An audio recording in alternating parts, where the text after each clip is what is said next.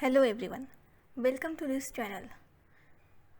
In this video, we learn about study plan for UPSC. So before we start, please like, share and subscribe my channel Online EduTales. So let's start. इस video में हम UPSC का study plan के बारे में जानेंगे। जैसे हम जानते हैं कि UPSC का सिलेबस बहुत बड़ा है, तो उसको कैसे स्टडी करें। ज़्यादातर एस्पिरेंट में यही होता है कि हम क्या पढ़ें, कैसे उस सिलेबस को कंप्लीट करें। तो हम इस वीडियो में और मेरे चैनल पे हम यही जानेंगे कि हर कुछ दिनों में हम कैसे पढ़ें। जैसे 10 दिन में आप क्या सिलेबस कंप्लीट करें, उसके बाद आगे क्या पढ़ें, तो उस हिसाब से हम प्रिपरेशन करेंगे। तो इस वीडियो में हम स्टार्टिंग के 15 दिन हमें क्या पढ़ना चाहिए, इस बारे में आप जानेंगे। तो ये स्टडी प्लान फॉर UPSC का पहला पार्ट है, पहले 15 दिन के लिए। जैसे ही आप ये 15 दिन का कंप्लीट करेंगे, आपको अगले 15 दिन बाद, जैसे ये 15 दिन आपने कंप्लीट किया, तो उसके नेक्स्ट 15 दिन बाद आपको क्या पढ़ना है वो आप मेरे दूसरे वीडियो में देख सकते हैं। सो स्टार्टिंग के लिए फर्स्ट 15 डे के लिए ये वीडियो है। So study plan for UPSC के स्टडी प्लान के बारे में जानने से पहले हम थोड़ा बेसिक इस एग्ज़ाम के बारे में जान लेते हैं। जो UPSC के एग्ज़ाम है वो 3 लेवल पे होती है। पहला है प्री, दूसरा है मेंस और तीसरा है पर्सनालिटी मतलब इंटरव्यू। जो प्री का पेपर होता है, इसमें आपको 2 पेपर देने होते हैं। पहला GS1 और दूसरा GS2। GS1 ये जो पेपर है, इसमें आपको GK और GS संबंधित सवाल किए जाते हैं। ये पेपर ऑब्जेक्टिव टाइप का होगा दोनों भी, जिसमें आपको 100 क्वेश्चन दिए जाएंगे 200 मार्क के लिए, और टोटल 2 घंटे का इसके लिए आपको समय दिया जाएगा। इसमें नेगेटिव मार्किंग भी होती है। उसी के साथ जो GS2 का पेपर है, जिसे हम CSAT भी कहते हैं, इसमें आपको 80 सवाल दिए जाएंगे 200 मार्क के लिए, और इसके लिए भी आपको 2 घंटे का समय दिया जाएगा। तो ये जो पेपर है GS2, ये क्वालिफाइंग नेचर का होता है। इसमें सिर्फ आपको क्वालिफाई करना होता है, सिर्फ 33% मार्क्स चाहिए होते हैं इसमें। जो आपकी रैंकिंग लगेंगी वो आपकी इस पेपर के बेस पे लगेंगी, GS1 के बेस पे। उसके साथ में मेंस, अगर मेंस की एग्ज़ाम की बात करें तो इसमें भी आपको क्वालिफाइंग पेपर होते हैं। 2 पेपर ऐसे दिए जाते हैं जिसको आपको सिर्फ क्वालिफाई करना पड़ता है, जो लैंग्वेज से रिलेटेड होते हैं। 300 मार्क के दोनों पेपर होंगे, जिसमें से इन दोनों पेपर्स को क्वालिफाई करने के लिए आपको सिर्फ 25% की मार्किंग चाहिए होती है। उसके बाद आपको अगला सेक्शन होता है मेंस एग्ज़ाम में ऐसे, मतलब निबंध। इसमें आपको किसी 2 मुद्दों पे निबंध लिखना होता है। जो आपको टॉपिक दिए जाएंगे पेपर में, उसमें से किन्हीं 2 टॉपिक को चुन के आप उसमें ऐसे लिख सकते हैं। ये एक पेपर होता है 250 मार्क्स के लिए। इसके लिए भी आपको 3 घंटे का समय दिया जाएगा। उसके बाद में अगला सेक्शन है GK और GS रिलेटेड। इसमें आपको 4 पेपर दिए जाएंगे 250 मार्क्स के लिए। और लास्ट में आता है ऑप्शनल। इसके 2 पेपर्स होते हैं।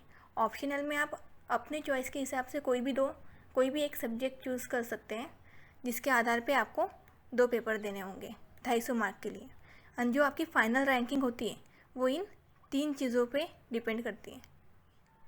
ये 3 पेपर प्लस इंटरव्यू, इन 4 मतलब इस 4 बेसिक स्ट्रक्चर पे आपको आपकी रैंकिंग निकलती है। UPSC का मेन पैटर्न अगर देखें तो जिसमें जैसे हमने अभी देखा कि कंपलसरी जो 2 सब्जेक्ट होते हैं लैंग्वेज के, ये आपको देने होते हैं, जिसमें सिर्फ आपको क्वालिफाई करना पड़ता है 25% मार्किंग के साथ। पर अगर आप ये 2 सब्जेक्ट में से किसी भी एक सब्जेक्ट में फेल हो गए या आप 25% की रैंकिंग नहीं ला पाए, तो आपके जो रिमेनिंग पेपर है, जो आपके जो इतने पेपर आपने दिए हैं, वो इवेल्यूएट ही नहीं किए जाएंगे। तो आपको इनको उतनी ही इम्पोर्टेंस देनी चाहिए जितनी आप बाकी सब्जेक्ट को देते हैं। इन दोनों जितने भी पेपर्स है उसके लिए आपको 3 घंटे का समय दिया जाएगा, और सारे पेपर, ये दोनों पेपर 300 मार्क के होंगे, और बाकी जितने भी पेपर्स हैं ये सारे के सारे 250 मार्क के लिए होंगे। जो पेपर फर्स्ट होगा वो है ऐसे, इसमें 2 टॉपिक पे ऐसे आपको लिखना होगा। उसके बाद में सेकंड पेपर जो है वो है GS1 का, जिसमें आपको Indian heritage and culture, history and geography of the world and society के आधार पर सवाल किए जाएंगे। पेपर थर्ड जो है वो है जीएस सेकेंड का, जिसमें governance, constitution, welfare initiatives, social justice and international relationship इसके ऊपर सवाल किए जाएंगे। देन पेपर फोर्थ है जनरल स्टडी जीएस 3। इसमें आपको technology, economic development, agriculture, biodiversity, security and disaster management के रिलेटेड सवाल किए जाएंगे। पेपर फिफ्थ में आपको जो जीएस 4 है इसमें इथिक्स, इंटेग्रिटी और एप्टीट्यूड के आधार पर सवाल किए जाएंगे। और जो लास्ट में पेपर 6 और 7 है ये आपके ऑप्शनल है।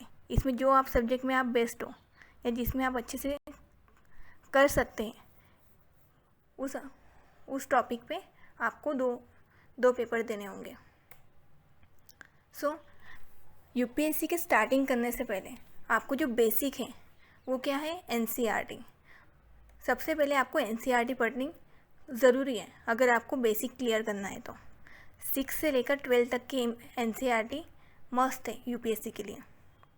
उसके बाद अगर आप एनसीईआरटी कंप्लीट कर लेते हो तो उसके बाद जब आप यूपीएससी की स्टार्टिंग शुरू करोगे, प्रिपरेशन शुरू करोगे, तो पहले 15 दिन में आपको क्या करना है। तो पहले 15 दिन आपको 4 सब्जेक्ट को इम्पोर्टेंस देनी है। ये पहले 15 दिन में आपको ये करना है।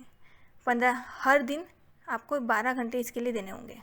अगर आप 12 घंटे देते हो तो इस हिसाब से आपको पहले पॉलिटी 3 घंटे देने होंगे।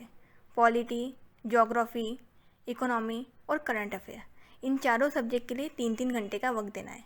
अगर आप 12 घंटे का वक्त नहीं दे सकते हो, जैसे 10 घंटे का वक्त दे रहे हो या फिर 6 घंटे वक्त दे रहे हो तो हर सब्जेक्ट को 2-2 घंटे, इस हिसाब से आप अपने हिसाब से वक्त दे सकते हो। तो जो पॉलिटी है, जो आप पहले 15 दिन 3 घंटे स्टडी करेंगे तो उसमें आप क्या पढ़ेंगे, उसमें आप पढ़ेंगे परिचय से लेके मौलिक कर्तव्य तक, मतलब इंट्रोडक्शन से लेके फंडामेंटल ड्यूटीज़ तक। इसमें आप देखेंगे कि मैंने हर जगह पे मराठी में, हिंदी में बहुत लिखा है।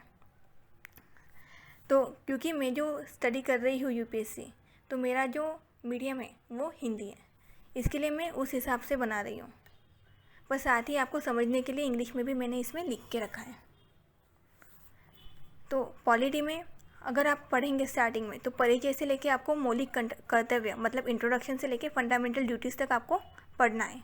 और उसी के साथ एम लक्ष्मीकांत की जो बुक है उसके आपको 3 से लेके 9 चैप्टर कंप्लीट करने हैं। इन 15 दिन में आपको पॉलिटी का इतना सिलेबस आपको कंप्लीट करना ही है। उसके बाद में ज्योग्राफी होगा, तो स्टार्टिंग के 15 दिन आपको परिचय से लेके भू आकृति विज्ञान, जो ज्योग्राफी है इसमें आपको पहले 15 दिन में परिचय से लेके भू आकृति विज्ञान, मतलब इंट्रोडक्शन से लेके तो जियोमॉर्फोलॉजी तक पढ़ना है, जिसमें आपको चैप्टर 1 से लेके चैप्टर 7 तक किताब से आपको पढ़ना है। उसके बाद थर्ड टॉपिक है इकोनॉमी। इकोनॉमी में आपको परिचय से लेके करारोपण, मतलब इंट्रोडक्शन से लेके टैक्सेशन तक पढ़ाई करनी है। जो आपकी किताब होंगी इकोनॉमी की, जो आप रेफ़र कर रहे होंगे, उसमें आपको इतना कंप्लीट करना है। और उसके बाद में आता है बात करंट अफेयर का। तो जैसे आप डेली करंट अफेयर पढ़ रहे हो तो वो तो बेस्ट है, पर अगर आपने नहीं पढ़ा है तो उसके लिए आपको लास्ट 12 महीने की जो मैगजीन्स आती है, जैसे आप कहीं पे भी जाएंगे, जैसे बायजूस, विजन IAS, दृष्टि, इनमें से किसी भी पोर्टल पे अगर आप जाएंगे तो वहाँ पे आपको हर मंथ की मैगज़ीन मिल जाएगी। तो आपको क्या करना है कि मई 2021 से लेके तो मई 2022, जैसे अभी मई आया नहीं है लेकिन अब तक की जो चालू है फरवरी, तब तक की आपको मैगज़ीन कलेक्ट करनी है और उसको लर्न करना है। तो पहले 15 दिन में आपको ये सिलेबस कंप्लीट करना है। अगर आप इस प्लान के अकॉर्डिंग जाओगे तो आप 2022 का एग्ज़ाम भी दे सकते हो। जैसे अभी मैंने जो कोर्स लगाया है, ये सारा सिलेबस मैं 2022 में एग्ज़ाम देने के हिसाब से कर रही हूँ। तो जैसे मुझे गाइड किया जाता है तो मैं वही आपको बता रही हूँ। ये मेरा पहला प्लान था पहले 15 दिन के लिए।